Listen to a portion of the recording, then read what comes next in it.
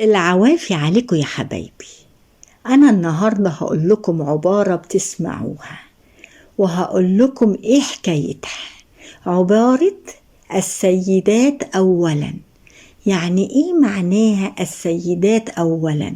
كلنا فاكرين إن السيدات أولا يعني نوع من أنواع الاحترام والذوق والإتيكيت، وإحنا الجنس الناعم وهم الجنس الخشن الرجالة. لكن الحكاية السيدات أولا جت إمتى؟ ليه قالوها؟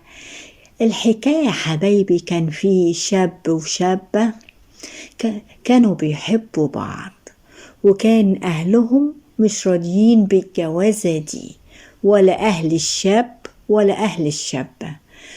وكان قال لها لازم ايه طالما احنا هما مش راضيين نتجوز، احنا برضو مش هنعيش في الدنيا إلا مع بعض، لا نموت مع بعض. وقرروا ان هما يخلصوا من حياتهم. فالشاب ولع في نفسه، هي شافته كده خافت ومرضتش تولع في نفسها، والشاب مات وهي اتجوزت وخلفت وعاشت حياتها. ومن هنا يا حبايبي جات الحكاية السيدات أولا، يعني على أساس إن احنا بنرجع في كلمتنا.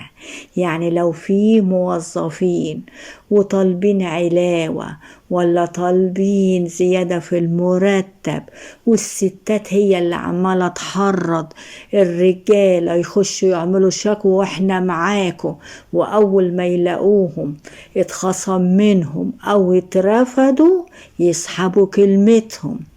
أو في العيلة الست تفضل بقى تقعد بقى توسوس في ودن جوزها وكده يتخانق مع أهله ولا مع جيرانه، والآخر ما تبقى مشكلة كبيرة تقول ماليش دعوة، أنا مش راضية على اللي هو بيعمله. لما الرجالة اتقرصت من الستات بدل المرة 1000 مرة قالوا لا، أي حاجة ولا أي طلب ولا أي مشكلة انتوا قبل مننا، عشان احنا مش ضامنينكم.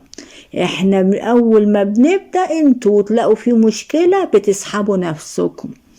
ومن هنا جت السيدات أولا، بقى يحطونا في وش المدفع بدل ما كانوا هم اللي في وش المدفع، عشان احنا قال ايه بنرجع في كلمتنا.